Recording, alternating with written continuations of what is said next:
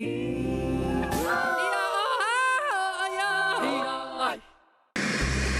last look at Taiwan's retiring F-5 fighter jets before they fly off into the sunset. An exclusive interview with a Philippine Coast Guard official, one of the first to visit since Manila eased its restrictions on officials traveling to Taiwan. In the Philippines, we have already stopped using gray zone activities, but we are there to call it out. U.S. President Donald Trump sets Vietnam's tariffs at 20%, but Taiwanese manufacturers in the country say they need to find new ways to adapt. Plus, traditional lacquerware with a modern twist. Lacquer masters hope to reintroduce their craft to new audiences.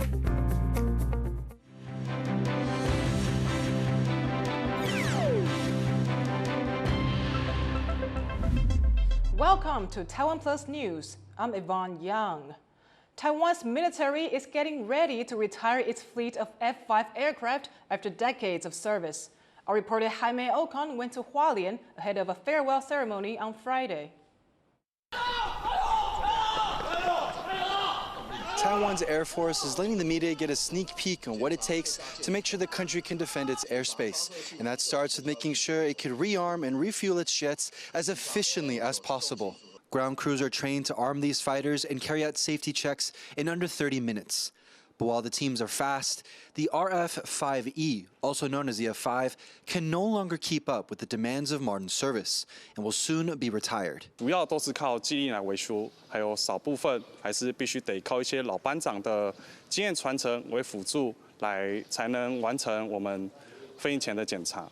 Taiwan regularly scrambles its fighter jets to respond to growing Chinese military activity near the country. But its pilots are increasingly flying modern aircraft like the F-16. One pilot here was nostalgic, looking back on his time in the F-5's cockpit. My first time flying F-5 is in Taidong Air Base, and it's very excited. I feel very sad. And thanks is accompanying with me for so long, and so that I can always be safe. Are you gonna cry in the ceremony tomorrow? Maybe, I think. Despite the upcoming farewell ceremony on Friday, it's business as usual here in Hualien. Ground crews have been operating the F-5 for more than 50 years, and so a lot of the maintenance that you saw happens every day. But what makes this moment special is it's one of the last sessions of maintenance before the F-5 takes to the skies for the last time.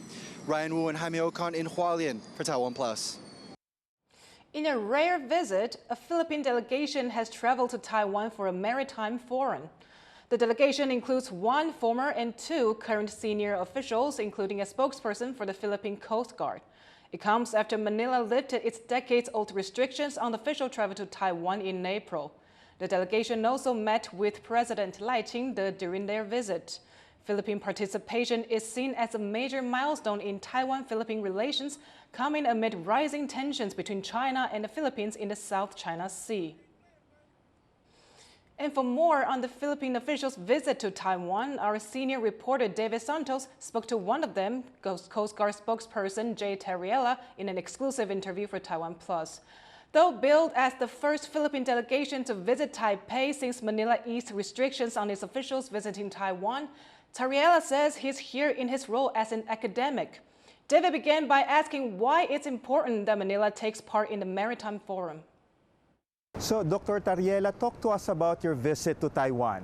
I highlighted that it is important for all those countries who are experiencing bullying and violation of their rights as a country is that we don't have to be silent about it. We need to expose such aggression and tell that to the world. It doesn't mean that we want to provoke anybody or to escalate the tension, but it's important for us to tell the international community that as a peace-loving nation, there is this country, like the People's Republic of China, who violates international law, does not adhere to the law of the sea, and even bully ordinary Filipino fishermen. What is the objective of this maritime forum, and what is the Philippines bringing to the table? When you talk about Ocean Forum, it's not just about security. There are other issues, whether economic, trade, and investment.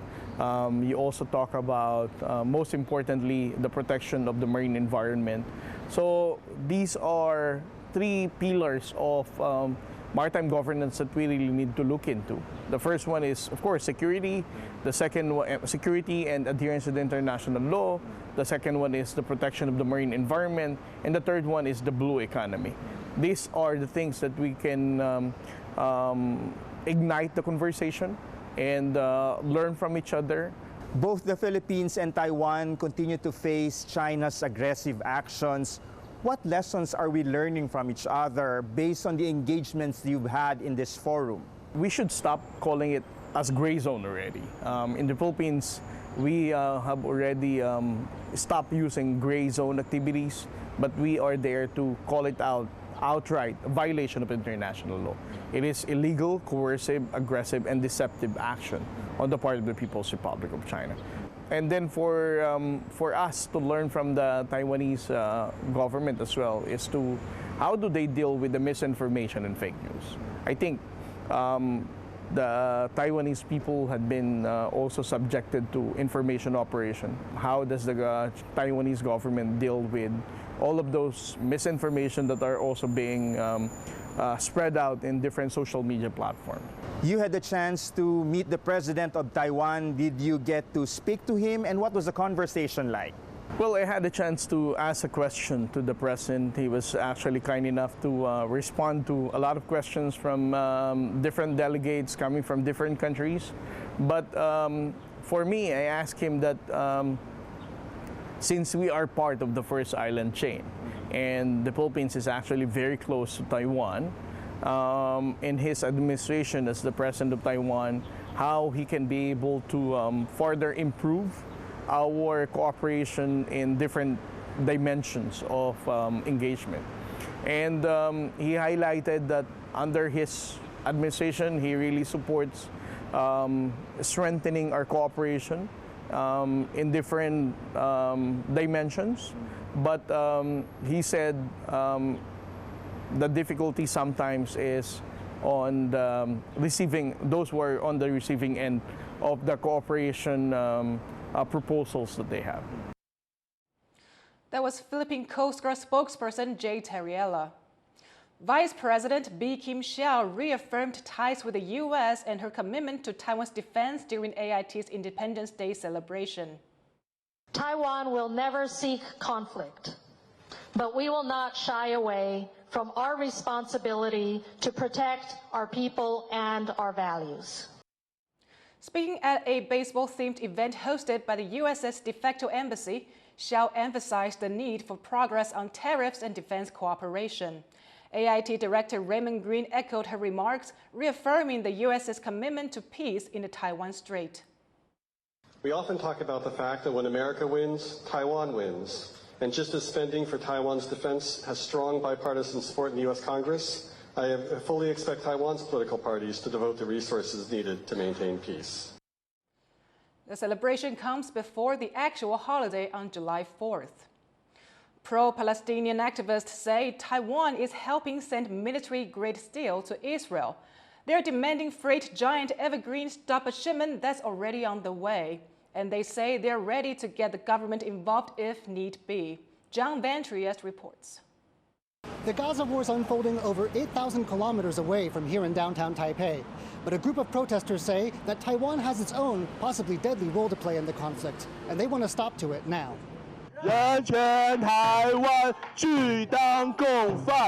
These activists represent several civic groups that are concerned about the human rights situation in Gaza. They've gathered to protest outside the offices of shipping giant Evergreen, the operator of a ship bound for Israel with military-grade steel. They're unsure of the exact tonnage, but they say the Ever Golden is just days from its destination, and its cargo could soon be turned into weapons pointed at people in Gaza. It's part of what they say is a broader involvement of Taiwanese companies in Israel's war against Hamas.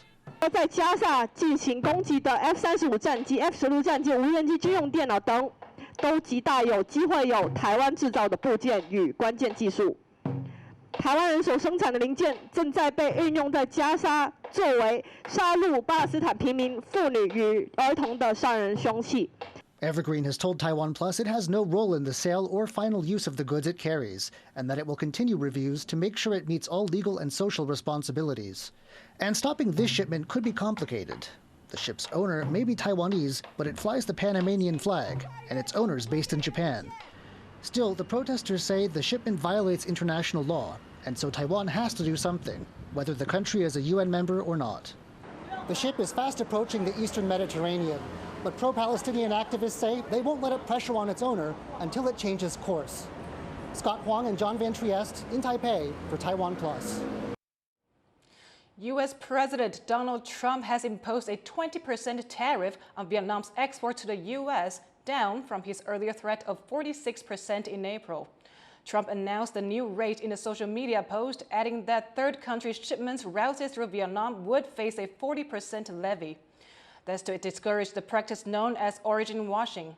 Vietnam has also agreed to import U.S. products at a 0% tariff rate, with Hanoi reportedly committing to providing preferential market access for U.S. goods, including large engine cars. Taiwanese manufacturing businesses have a large presence in Vietnam. Some say they will now need to focus on how to navigate the impact of the new rules. 不希望你用在这边主张出去的就不行了，相信企业界都有智慧能力去做这个应变。 Economists say these new tariffs could eventually drive Taiwanese businesses out of Vietnam. Taiwan's small and medium-sized enterprises cannot catch a break. Bracing for potential steep U.S. tariffs, they're now also feeling the impact of the new Taiwan dollar's sharpest rise in years. Tiffany Wong takes a look at one of the industries feeling the hit. In Taiwan's screw manufacturing capital, every order counts. The country is one of the biggest exporters of fasteners in the world. But in 2025, these businesses have been hit with some major concerns. First, tariffs of 32% for exports to the U.S., paused at least until July 9th and under negotiation. And now the sudden rise of the new Taiwan dollar against the greenback, which manufacturers say has reduced profits to nearly zero. 可能已经接单的部分，它就一定是获利会损失、会减少，甚至亏钱的状态。然后第二个就是我们被迫后面新接的订单一定是必须去涨价。 As the Taiwanese dollar strengthens, it hurts the industry's already low profit margins with key customers, including the U.S. And the small enterprises that make up the screw supply chain are feeling the hit. 都没单了，汇率汇损，大家都亏大了。抽完线卖给楼市业去打楼市，他们都外销，这全部都是外销的一环了。 The Economic Affairs Ministry has asked state-owned banks to help small and medium-sized enterprises deal with exchange rate fluctuations. Economists call this strategy of balancing the risk from those dips and spikes hedging. 企业界可能他们要做汇率的避险合约，然后成本转嫁、市场多元化部署、体质稳健，避免说资金流断裂的话会停损或缩减规模。 As the industry copes with losses from the strengthening NT dollar, it's hoping that the government can help lessen the impact sooner rather than later, especially as it braces for a possible resumption of U.S. tariffs next week. Joseph Wu and Tiffany Wong for TaiwanPlus. Coming up after the break, Chinese spouses in Taiwan find themselves the subjects of ongoing debate as controversy over their status in local society rages on.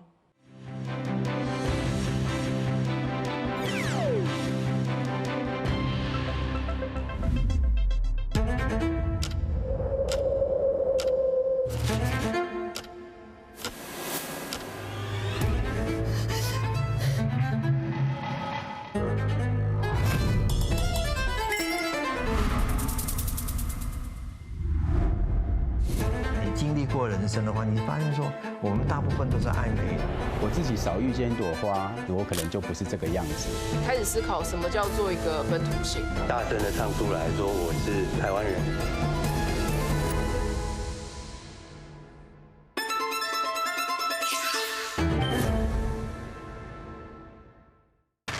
In the face of adversity, the power of truth. A roadmap for a just and open world, charted by the freest country in Asia. Taipei for TaiwanPlus. TaiwanPlus News, a voice of freedom in Asia. Thank you for sharing our passion for food and Taiwan. Veggie Island explores the vibrant world of plant-based cuisine. Wow, this is amazing. While Taiwan on the Rocks uncovers the stories and craftsmanship behind every sip. Have you ever tried Taiwanese beer? Are you ready to taste even more of Taiwan?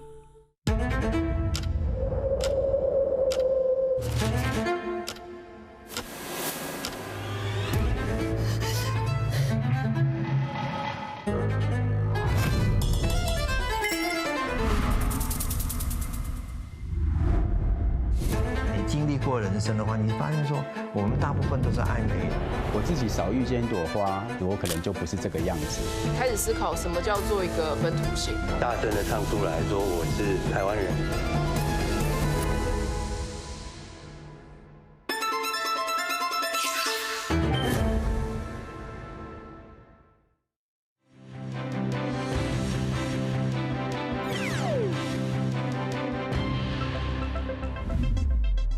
Welcome back. You're watching TaiwanPlus News. An advocacy group is protesting outside the Mainland Affairs Council, saying the government's policy on Chinese spouses is political bullying.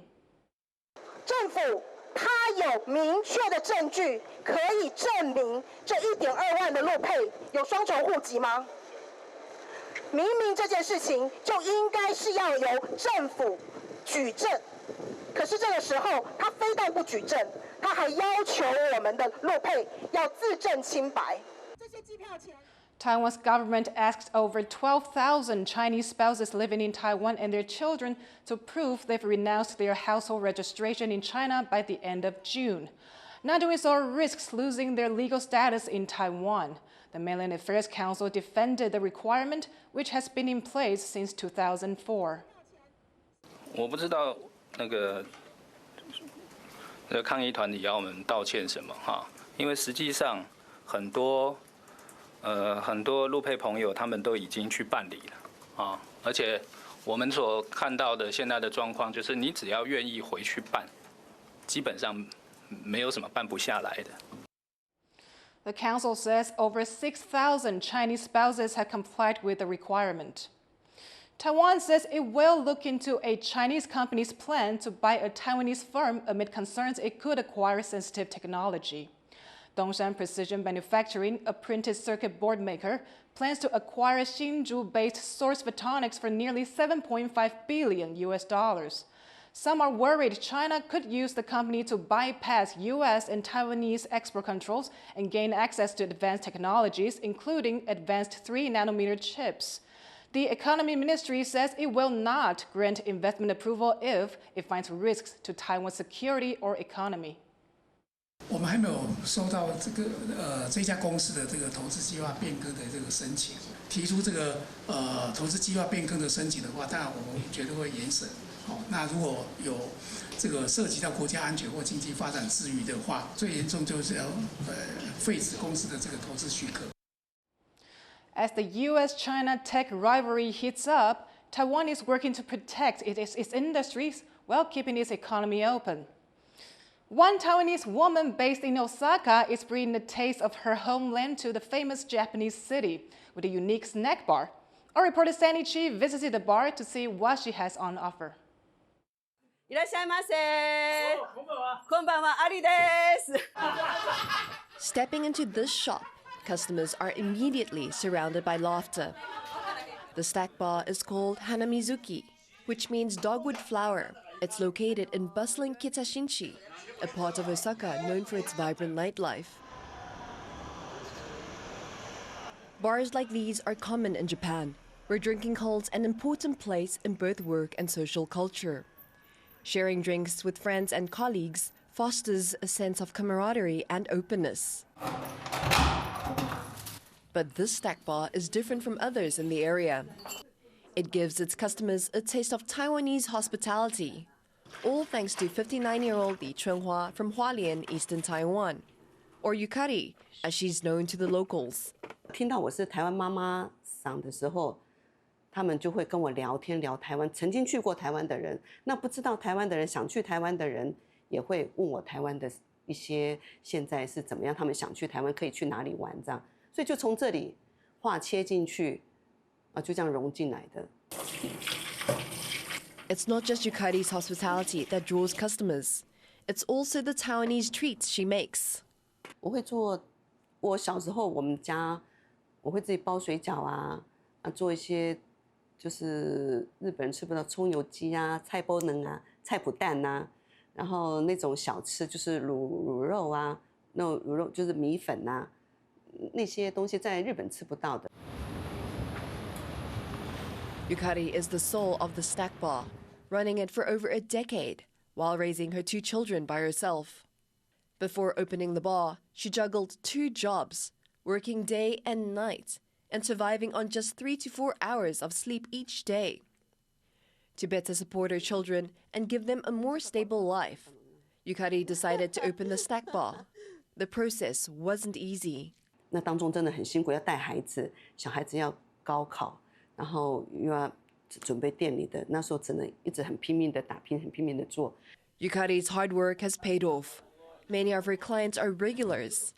Some have been coming since the bar first opened, drawn back time and time again by Yukari herself. 他の人には分かんないんですけど、僕には非常に優しいので、お母ちゃんみたい。ここは日本だけども、日本のママよりも、昭和って言って分かるかな。オールドスタイル。だから好き。今のママっていうのはもうね、どっちか言ったらもう金儲けに走ってる人が多いから。だからみんな紹介するし、気持ちで飲ましてくれるとかね。As a single mother who built her business from the ground up in Japan, Yukari has poured her heart into every dish she serves and every customer she welcomes. Now, with her children grown and a community of loyal clients, Yukari's shop will continue to flourish, like the flower it's named after. Hangshu, PG Zhuang and Sanichi for TaiwanPlus. From export commodity to high art, Taiwanese lacquerware has taken all kinds of forms over the years. And a few families of craft workers are still looking to see how far they can take their tradition by putting them in front of new audiences. John Van Trieste has more. The art of lacquerware is an intense craft that demands total commitment from the artist. Even the teeniest piece like this one takes at minimum half a year to complete. It's very much a matter of watching paint dry, as dozens, if not hundreds of layers of varnish are applied and dry one by one. And then there's the painstaking sanding needed to make the piece shine. This workshop, the Lai Family Workshop, is especially renowned for the number of layers it can manage to place on a single object, sometimes in the hundreds. And they've been doing it this way for decades. It hasn't always been easy. Like other craftspeople, the Lais took some time to regain their footing after plastic took over the market and export stalled sometime around the 1960s. But they found a way to keep the lights on and pass on their skills. 90年代当中就开始专做工艺美术、插画啊、花杆啊，一寡较大型的物件，较有装饰效果的物件。2000年迄当中就开始专做观光工厂的形式，做艺术纪念馆。The Lais aren't the only ones in the business focused on fine art these days. The Wang Workshop dates back to the very earliest days of this craft in Taiwan, brought around a century ago by Japanese colonists. At 105 years old, patriarch Wang Jingshuang, educated at the Tokyo School of Fine Arts, is still using a brush, though mostly for paintings, rather than the everyday goods he once produced. At this studio, each layer of lacquer takes a month to dry, and a painting can have dozens of layers in some of its more textured places. Still, there's some regret in the family about the disappearance of lacquer as functional as well as fine art, and a sense that just maybe it's time for a comeback. 因为一般的生活上较无用到漆器，早期啊，只有结婚的时才用到那个，比如说裁缝阿爸、勒阿爸啦，是用漆器的物件啊，所以就对漆器来讲，足侪人都较陌生。漆器的推广应该就是两方面拢爱兼顾啦。咱像日本来做一个咱的借鉴就好，日本伊就是把生活用品融入伫伊大家人的生活中。And maybe it could happen. 有没有看过什么是这个7公益？ Elementary schools like this could be the starting point. Lacquer shop owner Children Zhang doesn't just teach kids about lacquer. 7分钟先磨800号。 He shows them how to make simple lacquerware items themselves, things like chopsticks. This hands-on learning is stimulating. 好玩吗？好玩。觉得哪里好玩？开出的颜色比较好。 And Chiu hopes the start of a lifelong engagement with the art form. 细汉的时阵，就培养伊这个价值，然后知影讲后摆大汉又知影讲，哦，这个物件的天然性，这个物件的价值，为细汉开始培养，安尼后摆这个市场较有法度甲慢慢拍开。 Taiwan's lacquer artists have been honing their skills for a century, and they're confident the standards of art they've achieved have a future just as proud as their past. John Su and John Van Trieste for TaiwanPlus. Thank you for watching TaiwanPlus News. You can visit the TaiwanPlus website or follow us on social media for more stories from Taiwan and around the world. Finally today, have a look at these killer whales and sperm whales spotted off Taiwan's east coast. I'm Yvonne Yang. Take care, and I'll see you next time.